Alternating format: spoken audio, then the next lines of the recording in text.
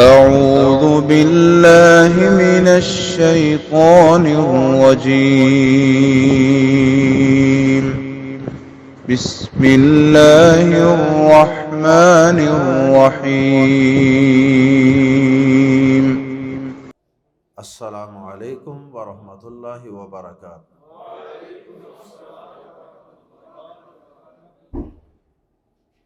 سورۃ المائدہ آیت نمبر 6 کا آج تیسرا پارٹ ہے۔ آخری حصے سے انشاءاللہ ہم آج پڑھیں گے۔ ان الحمد للہ والصلاة والسلام علی رسول اللہ اما بعد۔ اعوذ باللہ السمیع العلیم من الشیطان الرجیم من ہمزہ ونفخہ ونفثہ۔ وَإِن كُنتُم مَّرْضَىٰ أَوْ عَلَىٰ سَفَرٍ أَوْ جَاءَ أَحَدٌ مِّنكُم مِّنَ الْغَائِطِ أَوْ لَامَسْتُمُ النِّسَاءَ فَلَمْ تَجِدُوا مَاءً فَتَيَمَّمُوا صعيدا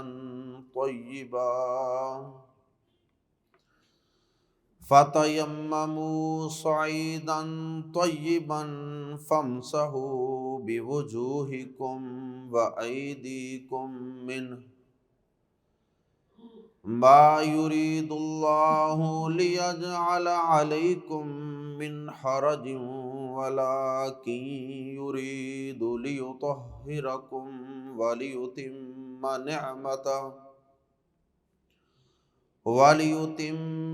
نِعْمَتَهُ عَلَيْكُمْ لَعَلَّكُمْ تَشْكُرُونَ۔ سورۃ المائدہ آیت نمبر 6 کے اس آخری اور تیسرے پارٹ میں تذکرہ ہے تیمم کے احکام و مسائل کا۔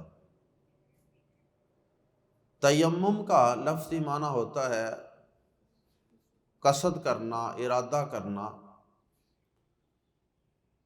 انسان مٹی کو تو چھوتا ہی رہتا ہے ساری زندگی، اور بالآخر مٹی ہی میں جانا ہے، اور پیدا بھی مٹی سے ہوا تھا۔ تو مٹی کے ساتھ ہاتھ کا چھونا یہ تو عام سی بات ہے، لیکن تیمم کرتے وقت ایک خاص قصد اور ارادہ لے کر انسان مٹی کو چھوتا ہے، پاکیزگی، طہارت کا ارادہ اور نیت کرتے ہوئے انسان چھوتا ہے، اس لیے اس کو تیمم کہا جاتا ہے۔ بہرحال یہ ایک اصطلاح ہے، یہ ایک ٹرمنالوجی ہے۔ تیمم کے تفصیلی احکامات اس سے قبل ہم سورۃ النساء کی آیت نمبر 43 میں پڑھ چکے ہیں، اور آیت نمبر 43 سورۃ النساء کی وہ لیکچر نمبر 17 ہے سورۃ النساء کا۔ آپ اس کو مزید سماعت فرما سکتے ہیں۔ بہت سی باتیں جو وہاں ہم ڈسکس کر چکے ہیں وہ ہم دوبارہ یہاں رپیٹ نہیں کریں گے، لیکن بہرحال ضروری باتیں انشاءاللہ ہم دہرائے دیتے ہیں۔ آیت زیر تفسیر کا جو آخری حصہ ہم نے تلاوت کیا ہے، اس کے اندر کیا احکامات بیان ہوئے ہیں، یہ اچھے طریقے سے ہمیں سمجھ آئے گی اگر ہم اس آخری حصے کا ترجمہ ایک دفعہ سماعت فرما لیں۔ وَإِنْ اور اگر کنتم ہو تم، وَإِنْ کنتم اور اگر ہو تم مرضی مریض، مرضی مریض کی جمع ہے۔ جب ہم دعا کرتے ہیں بیماری سے شفا کے لیے تو ہم کہتے ہیں اللہم اشف مرضانا، ایک مریض ہو تو پھر کیا کہیں گے؟ مریضانا، اللہم اشف مریضانا، اللہ ہمارے مریض کو شفا عطا فرما دے۔ اور اگر کہنا ہو یا اللہ ہمارے بیماروں کو شفا عطا فرما تو کہیں گے اللہم اشف مرضانا، نا کا معنی تو ہو گیا نا ہمارے، تو مرضا مریض کی جمع ہے، مریضوں کو۔ وَإِن كُنتُمْ، اور اگر ہو تم، مرضا بیمار مریض پیشنٹ، او یا علی سفرن کسی سفر پر، سفرن نکرہ ہے، کامن نون ہے، دو زیر ہیں اس کے نیچے، اس لیے ہم ترجمہ کر رہے ہیں کسی سفر پر، وہ چاہے دعوت و تبلیغ کا ہو، دعوت و جہاد کا ہو، وہ دین کی کسی خدمت کا ہو، وہ کسی ذاتی ضرورت کا ہو، حج عمرے کا ہو، کاروباری ہو، کوئی بھی سفر ہو، او علی سفر، یا کسی بھی سفر پر، او یا جاء آئے، یا آیا، احدن کوئی ایک، من میں سے، کم تم، من کم تم میں سے، او جاء احد منکم، یا تم میں سے کوئی آیا، من الغائط قضائے حاجت سے، قضائے حاجت سے فارغ ہو کے آیا ہے، پیشاب پخانہ کر کے آیا، او یا لامستم، لامستم، یا تم نے لفظی معنی چھوا اور شرعی معنی مباشرت کی ہو، کیونکہ صرف ٹچ کرنا یہاں مراد نہیں ہے، بلکہ یہاں خلوت صحیحہ مراد ہے، انٹر کورس، کیونکہ حدیث میں آتا ہے کہ نبی صلی اللہ علیہ وسلم اپنی ازواج مطہرات، آپ کی ازواج ایک زوجہ محترمہ ہی بیان کرتی ہیں، فرماتی ہیں کہ آپ اپنی ازواج مطہرات میں سے کسی کا بوسہ لیتے اور آپ ویسے ہی نماز پڑھنے کے لیے تشریف لے جاتے۔ تو اس کا مطلب ہے کہ صرف عورت کو ٹچ کرنے سے وضو نہیں ٹوٹتا، یا تو مزی کے خارج ہونے سے، اور یا پھر خلوت صحیحہ کے بعد جب انسان پہ غسل واجب ہو جاتا ہے تو اس کے بعد آدمی کو غسل کرنا پڑے گا۔ تو یہاں لامستم مباشرت، او یا لامستم مباشرت کی ہو تم نے، لمس کا لفظ اردو میں بھی استعمال ہوتا ہے، او لامستم النساء، یا تم نے عورتوں سے مباشرت کی ہو، فلم تو نہ، تجدو تم پاؤ، یجدو کا معنی وہ پائیں، اور لم یجدو وہ نہ پائیں، اور لم تجدو تم نہ پاؤ، تا کا معنی تم، یا کا معنی وہ، فلم تجدو تو تم نہ پاؤ، ماءن پانی،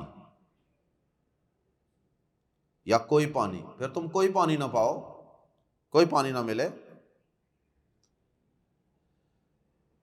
اب یہاں جو مختلف صورتیں بیان ہوئی ہیں ان میں سے کچھ وضو سے متعلق ہیں اور کچھ غسل واجب کر دینے والی چیزیں ہیں، جیسے قضائے حاجت سے واپس آنا، اس سے غسل واجب تو نہیں ہوتا نا، اس سے تو وضو کرنا ہوتا، اور جو خلوت صحیحہ ہوتی ہے مباشرت، اس کے بعد غسل واجب ہوتا ہے۔ اور ایک صورت ہے اگر تم مریض ہو، بیمار ہونے کا بھی تذکرہ ہے، اب بیماری کی صورت میں آدمی پہ غسل بھی واجب ہو سکتا ہے اور اس کو وضو کی حاجت بھی ہو سکتی ہے۔ تو بیماری اس طرح کی ہو سکتی ہے کہ جس کے بعد آدمی اگر نہا لے یا وضو کر لے تو اس کی بیماری کی شدت اختیار کر جانے کا خدشہ ہے، تو ایسی صورت میں بھی اللہ پاک نے رخصت دی ہے۔ تو فرمایا کہ فَتَيَمَّمُوا، تو تم قصد کرو، صعیداً طیباً، صعیداً مٹی، طیباً پاک، تو تم پاک مٹی کا قصد کر لو۔ اور آگے پھر اس کا طریقہ بھی بتا دیا کہ وہ کیسے ہے۔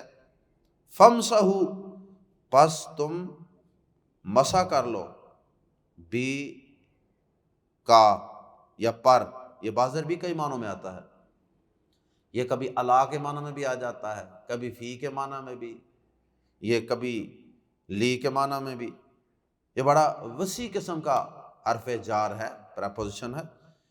فَامْسَحُوا، پس تم مسح کر لو یا مل لو، بی وجوہکم، اپنے چہروں پر۔ یہ اصل میں اردو زبان کے حساب سے یہاں بازربی کا معنی کیا ہے؟ علی وجوہکم، بس تم مال لو اپنے چہروں پر۔ لیکن ہر زبان کے اندر یہ حروف جار اور پریپوزیشن جو ہیں، ان کے استعمال کے اپنے ہی قاعدے قانون ہوتے ہیں۔ بعض اوقات ہمیں انگلش کے اندر پریپوزیشنز استعمال ہوتی ہیں، on the table, in on, at the table. اب ایٹ دی ٹیبل اور آن دی ٹیبل دونوں میں فرق ہے، تو لیکن اردو زبان کے اندر ہم دونوں کا ترجمہ ایک ہی کرتے ہیں۔ بہرحال یہ اپنا اپنا اسلوب اور انداز ہے ہر زبان کا۔ عربی زبان کے اندر فَامْسَحُوا کے بعد بازربی کی پریپوزیشن آتی ہے، لیکن اردو زبان میں ہم اس کا ترجمہ پر کر سکتے ہیں۔ پس مل لو بوجوہکم، اپنے چہروں پر، وجہن کی جمع وجوہ، وَأَيْدِيكُمْ، ید کی جمع ایدی، وَأَيْدِيكُمْ، اور اپنے ہاتھوں پر، من میں سے، ہو اس مٹی، ہو کی ضمیر کدھر لوٹ رہی ہے؟ مٹی کا لفظ تو ہے ہی نہیں یہاں کسی پوری آیت میں جی، تو ہو کی ضمیر کدھر لوٹ رہی ہے؟ صعیداً طیبا، تو اسے گرامر کی زبان میں کہتے ہیں ہو ضمیر کا مرجع صعیداً طیبا ہے، مرجع کا معنی آتا ہے لوٹنے کی جگہ۔ فَتَيَمَّمُوا صَعِيدًا طَيِّبًا فَامْسَحُوا بِوُجُوهِكُمْ وَأَيْدِيكُمْ مِنْهُ، پس اس سے اپنے چہروں اور ہاتھوں پر مسح کر لو یا مل لو۔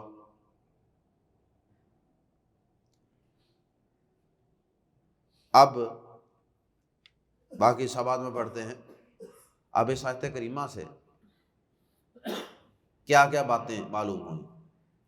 پہلی بات تو یہ معلوم ہوئی کہ مکس قسم کے کام اللہ پاک نے بیان کیے ہیں، اور مکس قسم کی صورتیں بیان کی ہیں، کچھ وضو کی اور کچھ غسل کی، اور پھر دونوں کے بعد اکٹھا تیمم کا طریقہ سکھایا۔ تو کیا اشارہ ہے کہ تیمم وضو کے لیے بھی کافی ہے اور غسل کے لیے بھی کفایت کر جاتا ہے۔ دوسرے نمبر پہ اس آیت کریمہ کے اندر یہ اشارہ ہے کہ وَإِن كُنتُم مَرْضَىٰ کے اندر کہ اگر کوئی ایسی بیماری ہے کہ جس کے بعد وضو یا غسل کرنے سے انسان کو بیماری مزید لاحق ہو سکتی ہے، بیماری میں مزید اضافہ ہو سکتا ہے، تو آدمی تیمم سے بھی کام چلا سکتا ہے، جیسا کہ احادیث میں وضاحت بھی ہے کہ ایک آدمی کو احتلام ہو گیا، شدید سردی تھی، اور کچھ لوگوں کے پاس گیا تو انہوں نے کہہ دیا نہیں جی نہانا ہی پڑے گا، نہا لیا تو وہ بیمار ہو گیا اور اللہ کو پیارا ہو گیا، انتقال ہو گیا۔ تو نبی صلی اللہ علیہ وسلم نے پھر کہا کہ اس کے قتل کے ذمہ دار وہ لوگ ہیں جنہوں نے اسے کہا تھا کہ نہانا ہی ضروری ہے تمہارے لیے۔ تو دین نے تو دیکھے کتنی آسانیاں رکھی، لیکن مسئلہ یہ ہے کہ دین نے تو آسانیاں رکھی ہیں، لیکن ہماری بھی نفسیات کوئی عجیب ہی ہے۔ جہاں شریعت نے آسانیاں دی ہوتی ہیں وہاں ہم آسانیاں لینے کے لیے تیار نہیں ہوتے، ہمارا دل نہیں مانتا، بلا وجہ ہم سختی وہاں کرنا چاہتے ہیں۔ نہیں یار یہ کیا بات ہوئی، وہ کہیں مر گیا تو رہ گیا تو۔ بھائی شریعت نے جہاں آسانیاں دی ہیں وہاں آسانیاں لیں۔ نبی صلی اللہ علیہ وسلم کے متعلق جب حدیث ہے کہ جب اللہ پاک آپ کو دو کاموں کا آپشن دیتے تھے نا کہ یا یہ کر لیں یا یہ کر لیں، تو نبی صلی اللہ علیہ وسلم کے متعلق آتا ہے کہ آپ ان دونوں میں سے کون سا کام منتخب کرتے تھے؟ ایسرہما، جو ان دونوں میں سے زیادہ آسان ہوتا تھا۔ یہ نہیں کہ جو زیادہ مشکل ہوتا تھا کہ جی میں دلیر بنوں جی۔ بھائی اللہ پاک نے اگر آسانیاں دی ہیں تو آسانیوں کو لیں، آسانیوں کو لیں، اور بلکہ خود تو آسانی نہیں لیتے، کوئی اور بھی آسانی لینے کی کوشش کریں تو اس کو بھی روکتے ہیں کہ جی یہ کیا بات ہوئی۔ مثلا سفر میں دو نمازیں اکٹھی کرنے کا مسئلہ، بڑے بڑے لوگ متقی پرہیزگار بنیں گے کہ جناب اے تے سفر ہے، اے تے کار ہے، ہون اساں 1.5 گھنٹے نوں گھر پہنچ جانا۔ تو اس طرح کی باتیں بھائی اپنے ٹائم پہ ہم پڑھ لیں گے، کوئی اکٹھے کرنے کی کیا ضرورت۔ تو اسی طرح تیمم کا مسئلہ، تو تیمم جو ہے اس کے متعلق اللہ پاک نے بہت سی آسانیاں رکھی ہیں۔ تو آئے زیر تفسیر میں دوسری بات جو بیان کی گئی ہے وہ یہ ہے کہ بیماری کی شکل میں بھی تیمم کیا جا سکتا ہے۔ اور یہ بات تو میں پہلے بھی اکثر سنایا کرتا ہوں کہ ہاسپٹل میں مریض کا پتہ لینے جائیں تو اکثر میں پوچھتا ہوں کہ نمازوں کا کیا حال ہے، اللہ ماشاء اللہ کوئی وہاں ہاسپٹل کے اندر بیڈ پہ پڑا ہوا نماز ادا کرتا ہے، اللہ ماشاء اللہ، اکثریت وہاں جا کے نماز چھوڑ دیتے۔ پتہ نہیں کہ لوگوں کی سینس کام کیوں نہیں کرتی کہ اللہ کے بندے تو بیماری میں ہے، کیا پتا ہے کہ یہاں سے تندرست ہو کے گھر جانا ہے یا قبرستان جانا ہے بیمار ہو کے، تو وہاں پر تو نماز چھوڑنی نہیں چاہیے کسی صورت۔ آخری وقت تو بڑا اہم ہوتا ہے انسان کا، تو وہاں پہ اکثر لوگوں کو پوچھے نا وہ یہ مانا کریں اور جی وضو نہیں کیا جاتا جی، اٹھا نہیں جاتا جی، وہ جی یہ ہے مسئلہ جی، وہ مسئلہ ہے جی، پیشاب کا مسئلہ ہے جی، کپڑے پاک نہیں ہیں۔ ساری چیزوں کے لیے یہ ایک مٹی کے اوپر ہاتھ مار کے چہرے پہ مال لینا تیمم، یہ الحمدللہ کفایت کر جاتا۔ تو ان سہولتوں سے فائدہ اٹھانا چاہیے۔ تیسری بات جس چیز کا اس آیت کریمہ میں تذکرہ ہم نے پڑھا ہے وہ ہے کہ اگر پانی کا ملنا مشکل ہو، فَلَمْ تَجِدُوا مَاءً، تو پھر تیمم کرنا ہے۔ اب پانی مشکل سے کا کیا مطلب، پانی نہیں مل رہا۔ اب کئی لوگوں نے یہاں بھی بڑی مشکلات کھڑی کی ہوتی ہیں، شہری بادی میں ہم رہ رہے ہیں تو یہاں بغیر وضو کے ہی ہم نماز پڑھ لیں۔ اب مثال کے طور پہ ہمارے ساتھ کئی دفعہ یہ واقعہ پیش آیا کہ ہم اسٹیڈیم کے اندر بچوں کو لے کے جاتے ہیں تو ان کی سپورٹس وغیرہ کوئی کھیلنے وغیرہ کروانے کے لیے، اب وہاں سینکڑوں بچے ہیں تو وہاں ٹیپس ٹونٹیاں جو ہیں وہ 1-2 ہیں بس، کیا کریں گے؟ 500 بچے کو آپ نے وضو کرانا ہو، انتظام ہی کو نہیں پانی، کہاں لے کے جائیں اتنے بچے؟ تو ایسے موقع پہ تیمم کر کے نماز پڑھائی جا سکتی ہے، کوئی ایسی بات نہیں ہے انشاءاللہ۔ کئی لوگوں نے اس میں فاصلہ بھی رکھا ہوا ہے جی، اتنے پتہ نہیں میٹر کے اتنے کلومیٹر کے اندر پانی نہ ہو، شریعت میں ایسی کوئی پابندیاں نہیں ہیں۔ ویسے تو زمین کے نیچے جائیں تو تھوڑے سے فاصلے پر پانی موجود ہے نیچے، لیکن وہاں جائے کون؟ مسئلہ تو یہ ہے۔ تو کوشش کریں اگر متبادل کو انتظام ہو سکتا ہے تو کر لیں۔ اب ایک دفعہ ایک آدمی وہ نبی صلی اللہ علیہ وسلم نے نماز پڑھائی تو وہ سلام پھیرا تو دیکھا کہ ایک آدمی بیٹھا ہوا پیچھے مسجد کے ایک کونے میں آرام سے بیٹھا ہوا۔ آپ نے پوچھا کہ تو نے نماز کیوں نہیں پڑھی؟ کہتا جی میں نہانا سی، پانی نہیں لبا، پانی کا انتظار کر رہا ہوں۔ تو نبی صلی اللہ علیہ وسلم نے فرمایا کہ پانی نہیں مل رہا تھا تو اس طرح کرتے تھے، تیمم کرتے تو نماز پڑھ لیتے۔ تو نماز گزر رہی ہے، جماعت گزر رہی ہے، آپ کو پانی دستیاب نہیں ہے تو آپ تیمم کر کے جماعت سے مل جائیں۔ ذہن کو سمجھائیں، آسانیوں کو قبول کریں. اچھا آسانیاں قبول نہیں کرنی، اور دوسری طرف جو شریعت کے واضح احکامات ہیں ان کی دھجیاں بکھیرے جا رہے ہیں. مطلب عجیب ہماری سائیکی. بہرحال پانی ملنا مشکل ہو، یا پینے کے لیے اب آدمی کے پاس پانی ہے، تھوڑا سفر میں جا رہے ہیں آپ کے پاس تھوڑا سا پانی ہے، اب اسے اگر وضو کر لیں تو پیئیں گے کہاں سے؟ کیا کریں گے بعد میں؟ مشکل ہو گیا نا. پانی موجود نہیں ہے یا تھوڑا ہے، ایسی صورت میں تیمم کر لیں. چوتھی بات یہ بیان ہوئی ہے کہ پاک مٹی سے تیمم کرنا ہے. پاک مٹی سے مراد یہ ہے مٹی پاک ہی ہوتی ہے. ہاں اس وقت وہ ناپاک ہوگی کہ اگر کسی جگہ پہ آپ کو نظر آ رہا ہے کہ مٹی کے اوپر گوبر گند وغیرہ، کوئی پخانہ اس طرح کی چیز، یا پیشاب، لوگ کئی جگہوں پہ بڑے لوگ پیشاب کر کے جاتے ہیں تو وہ نظر آ جاتا ہے کہ یہ گندی جگہ ہے، سمیل آ رہی ہے، بدبو آ رہی ہے، یا گندگی پڑی ہوئی نظر آ رہی ہے، ایسی صورت میں تو وہ مٹی ناپاک ہوگی. ورنہ عام حالات میں مٹی کو پاک ہی کنسیڈر کیا جائے گا.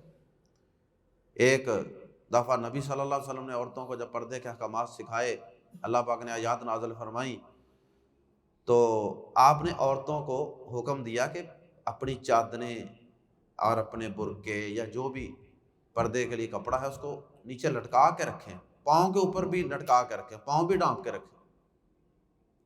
آج کل کی لڑکیاں تو اٹھا کے رکھتی ہیں نا، ٹخنے بھی ننگے کر کے دکھاتی ہیں، الیاذ باللہ.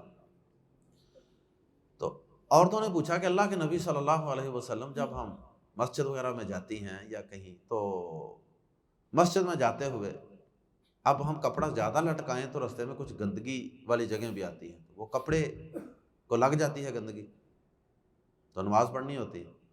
آپ نے فرمایا کہ اس گندگی کے ڈھیر وغیرہ سے، گندگی والی جگہوں سے گزرنے کے بعد کوئی صاف جگہ بھی آتی ہے، صاف مٹی. تو انہوں نے کہا ہاں وہ آتی ہے.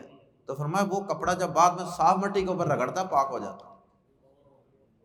پھر نبی صلی اللہ علیہ وسلم نے فرمایا کہ اگر جوتوں سمیت نماز پڑھنے کا کسی کا ارادہ ہو، ویسے آپ کا تو نہیں ہے، ویسے اگر کسی کا ہو تو نبی صلی اللہ علیہ وسلم نے پڑھی ہے جوتوں سمیت بھی، جوتوں کے بغیر بھی. صحیح بخاری میں حدیث ہے، سنن ابی داؤد میں حدیث ہے، حدیث کی تقریباً ساری کتابوں، مشکات سب میں، اگر جوتا پاک ہو تو جوتوں سمیت نماز پڑھ سکتے. تو آپ نے فرمایا کہ اگر کسی نے جوتوں سمیت نماز پڑھنی ہو تو وہ اپنے جوتوں کو دیکھ لے کہ ان کے نیچے کوئی گندگی، کوئی ناپاکی تو نہیں لگی ہوئی. اگر گندگی ناپاکی نظر آ رہی ہے تو آپ نے فرمایا جوتے کو مٹی پر 3 دفعہ رگڑ دے، اپنے پاؤں کو، جوتے سمیت جو پاؤں ہے اس کو مٹی پہ 3 دفعہ رگڑ دے، جوتا پاک ہو جائے. تو شریعت نے کہہ دیا کہ پاک ہو گیا تو پاک ہو. کیا خیال؟ یہ نہیں کہا شریعت نے کہ جوتا اتار کے الٹا کر کے پانی لے کے اور برش لے کے کپڑے دھونے والا تو اس کو اچھی طرح سے صاف کریں صابن سے، یہ نہیں کہا شریعت. ایک دفعہ میں نے یہ حدیث سنائی کہیں تو ایک آدمی کہتا جی یہ کیا بات ہے، جوتا پاک کیسے ہو گیا جی؟ آپ دیکھیں ذرا، سوچ دیکھیں ذرا، نمازی آدمی تھا، حافظ تھا، کہتا یہ جوتا الٹا کر کے اس کے اوپر کوئی چیز رکھ کے دے دیں آپ کو کھا لیں گے؟ انا للہ و انا الیہ راجعون.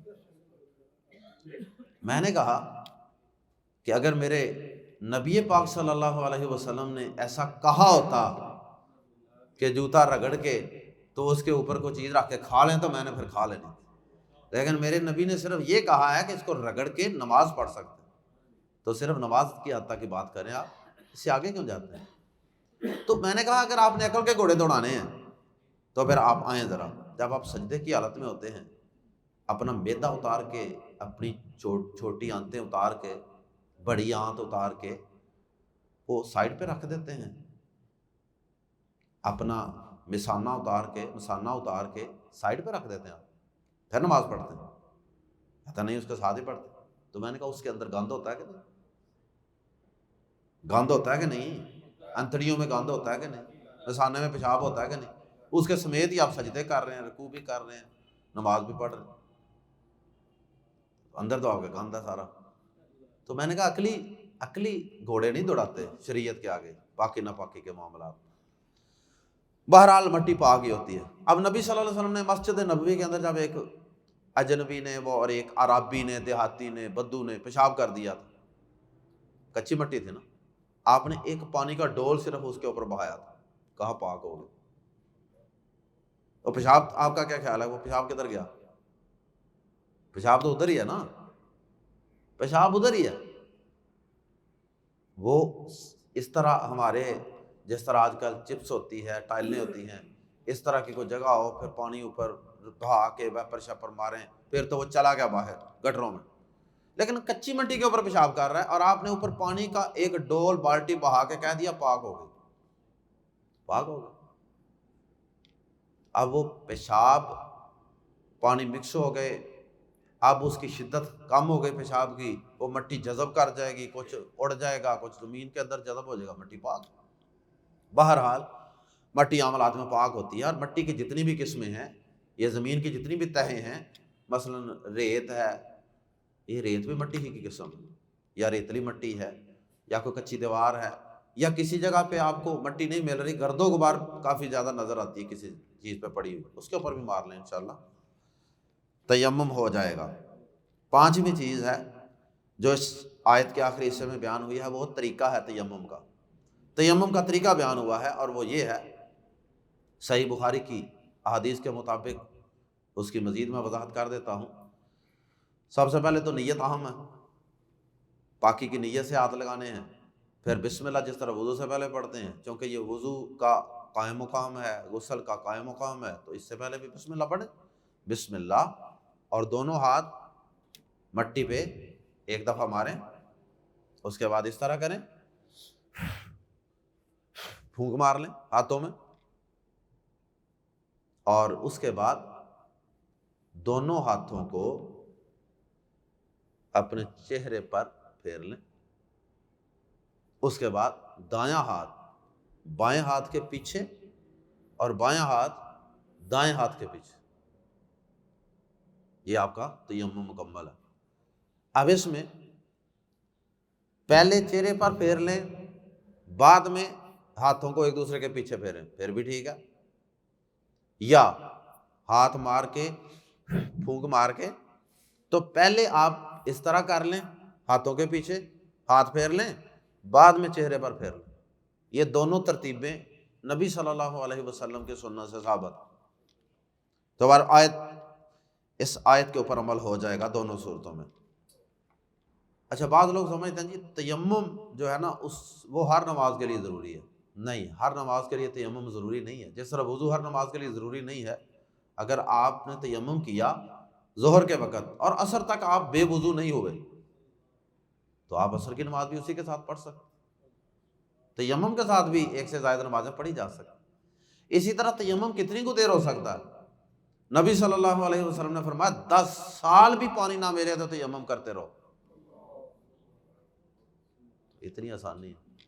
اسی طرح اگر ایسے حالات زندگی میں کبھی اللہ محفوظ رکھے، اگر کبھی ایسے حالات پیش آ جائیں کہ میت کو غسل دینے کے لیے بھی پانی نہ ہو، تو میت کو بھی بالکل اسی طرح تیمم کروا دیا جائے گا جس طرح زندوں کو تیمم کروایا جاتا ہے۔ کبھی ایسا بھی ہوتا ہے کہ آدمی نے تیمم کر کے نماز پڑھ لی، تو نماز پڑھ کے باہر نکلے تو پانی والی گاڑی آ گئی ہے جی، پانی وافر آ گیا، اب کیا کریں؟ یا سلام پھیری تو موٹر چلنی شروع ہو گئی۔ اچھا، کئی دفعہ ایسے ہوتا ہے، میں پیچھے گاؤں میں گیا تھا تو وہاں پہ تھا کہ وہ ٹینکی بھی پانی کی ختم ہے، لائٹ بھی کوئی نہیں ہے، نلکا بھی خراب ہے، کیا کریں؟ آپ تیمم کریں۔ لیکن لوگ کیا کرتے ہیں، نماز ہی گزار دیتے ہیں، ٹائم ہی بھی گزر جاتا ہے نماز میں، وہ پانی ڈھونڈ رہے ہیں، کبھی ادھر جا رہے ہیں کبھی ادھر جا رہے ہیں۔ تو خیر، اگر کبھی ایسا ہو جائے، تیمم کرنے کا حوصلہ کر لیا آپ نے، نماز پڑھ لی، سلام پھیرا، باہر نکلے تو دیکھا کہ اوہو موٹر چل گئی جی، پانی آ گیا جی، اب کیا کریں جی؟ نبی صلی اللہ علیہ وسلم کے سامنے آپ کے دور میں ایسا واقعہ پیش آیا تھا، 2 صحابی تھے، وہ سفر میں تھے، تو ایسا ہی ہوا، تیمم کر کے نماز پڑھ لی، تو رستے میں پانی مل گیا تھوڑی دیر کے بعد، ابھی نماز کا وقت موجود تھا اس نماز کا۔ ایک صحابی نے کہا کہ بھائی میں نے تو پڑھ لیا، دوسرے نے کہا بھائی پانی مل گیا، میں نے تو وضو کر کے دوبارہ پڑھنی ہے۔ آگے دربار رسالت میں حاضر ہوئے اور آگے کہا اللہ کے نبی صلی اللہ علیہ وسلم ہر کام، ہر اختلاف وہ نبی صلی اللہ علیہ وسلم کی مجلس میں، آپ کی عدالت میں پیش کرتے تھے اور وہ وہاں سے فیصلہ کروا کے اختلاف ختم کر لیتے تھے۔ اختلافات ان میں بھی ہوتے تھے لیکن وہ اختلاف کو فوری طور پہ نبی صلی اللہ علیہ وسلم کے فیصلے کی روشنی میں ختم کر لیتے تھے۔ اختلاف ہم میں بھی ہوتے ہیں لیکن ہم آیت حدیث سن کر بھی اختلافات ختم کرنے کے لیے تیار نہیں ہوتے۔ تو خیر انہوں نے کہا کہ اے اللہ کے نبی صلی اللہ علیہ وسلم یہ واقعہ اور یہ ماجرا پیش آیا، اب آپ فرمائیں کہ کس نے صحیح کیا کس نے غلط کیا۔ جس نے صرف تیمم والی نماز پر ایک کفایت کیا، بھائی مجھے تو کافی ہے، میں پڑھ چکا ہوں، اب بعد میں پانی ملا ہے، میرا کیا قصور، آپ نے فرمایا کہ تو نے سنت پر عمل کیا۔ اور جس شخص نے دوبارہ وضو کر کے نماز کو دہرایا تھا، آپ نے کہا کہ تیرے لیے اجرانی، دورہ اجر ہے، دورہ اجر۔ تو اس کا کیا مطلب ہوا کہ اگر نماز کے وقت کے دوران پانی مل جائے اور آدمی وضو یا غسل کر کے دوبارہ نماز پڑھ سکتا ہے وقت کے اندر اندر تو پڑھ لے۔ ایسا کرنا اچھا ہے لیکن فرض اور ضروری ڈبل نہیں نماز ہو سکتی نا، عام حالات میں نہیں ہوتی ڈبل، عام حالات میں ڈبل نہیں ہوتی لیکن خاص خاص حالات میں ہو جاتی ہے۔ جیسے یہ ایک حالت ہے، اسی طرح ایک حالت یہ ہے کہ ایک دفعہ نبی صلی اللہ علیہ وسلم نے نماز پڑھائی، دو آدمی بعد میں پیچھے بیٹھے ہوئے تھے، آپ نے پوچھا کہ ہاں خیر ہے بھائی آپ الگ بیٹھے ہوئے نماز میں شامل نہیں ہوئے؟ انہوں نے کہا جی ہم اپنے گھر میں نماز پڑھ رہے تھے، اپنے علاقے میں، اپنے گھر میں یا اپنے علاقے میں نماز پڑھ رہے تھے۔ آپ نے فرمایا کہ اس طرح نہیں کرتے، اگر آئیں مسجد میں جماعت کھڑی ہو تو اس کے ساتھ مل جاتے ہیں۔ اب ایک نماز تمہاری اللہ پاک نفل بنا دے گا اور ایک فرض رہے گا۔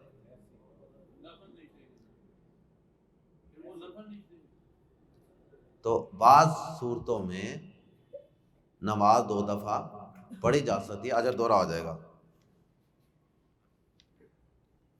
وہ فرض ہی نیت لے، اللہ پاک کی مرضی ہے وہ دونوں میں سے ایک کو نفل بنا دے گا۔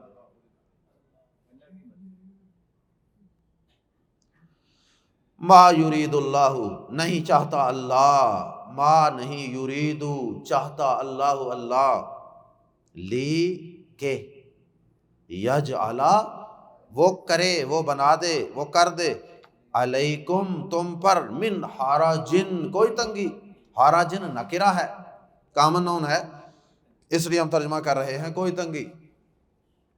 نہیں چاہتا اللہ کہ تم پر کوئی تنگی کرے، اللہ تعالیٰ ہمیشہ آسانیاں چاہتا ہے، وہ ہم خود اپنے لیے مشکلات کھڑی کرتے۔ نبی صلی اللہ علیہ وسلم نے فرمایا الدین یسر، دین آسانی کا نام، دین نام ہی آسانیاں پیدا کرنے کا۔ ولیکن اور لیکن، یریدو وہ چاہتا ہے، لی تاکہ، یطہرا وہ پاک کر دے، بلکہ خوب پاک کر دے، کم تمہیں، وہ پاک کر دے کم تمہیں، وہ تو تمہیں پاک کرنا چاہتا ہے وضو، غسل، تیمم کے احکامات سے۔ وہ اور لی تاکہ، یتم وہ پوری کرے، تم یتم کا معنی تمام، پورا کر دینا۔ کتابوں کے آخر میں لکھا ہوتا ہے نا تمت بالخیر، خیر کے ساتھ یہ کتاب مکمل ہو گئی۔ اور کسی کو پتہ نہیں تھا نا تمت بالخیر کا کیا مطلب ہے، تو کسی نے سوال کیا کہ سب سے زیادہ کتابیں کس رائٹر نے لکھی ہیں؟ اس نے کہا تمت بالخیر، کیونکہ اکثر کتابوں کے آخر میں نے تمت بالخیر لکھا دیکھا۔ وَلِيُتِمَّ اور تاکہ وہ پوری کرے، نعمتہ اپنی نعمت، اپنا دین، علیکم تم پر، لعلکم تاکہ تم تشکرون تم شکر کرو۔ اللہ ہمیں شکر ادا کرنے کی توفیق عطا فرمائے۔ تو شکر تبھی کریں گے اگر آسانیاں لیں گے۔ اللہ پاک کا شکر ادا کریں کہ اللہ پاک نے ہمیں اتنا صفائی والا، ستھرائی والا، پاکی والا دین عطا فرمایا۔ دنیا کے اندر کوئی دین ایسا نہیں، اللہ کی قسم دنیا میں کوئی ایسا دین نہیں ہے جس کے اندر طہارت، پاکیزگی، صفائی ستھرائی، ظاہری، باطنی، روحانی، جسمانی، ذہنی صفائی کے لیے اتنے احکامات موجود ہیں۔ ہر حدیث کی کتاب میں کتاب الطہارہ کا چیپٹر موجود ہے، اور پہلی وحی کے اندر یہ کہا تھا وَطَهِّرْ وَثِيَابَكَ فَطَهِّرْ، اے نبی صلی اللہ علیہ وسلم اپنے لباس کو، اپنے دامن کو پاک صاف رکھیے۔ دوسری وحی کے اندر یہ اللہ پاک نے اپنے نبی صلی اللہ علیہ وسلم کو پاک صاف رہنے کا حکم دے دیا۔ سبحانک اللہم و بحمدک اشہد ان لا الہ الا انت استغفرک و اتوب الیک۔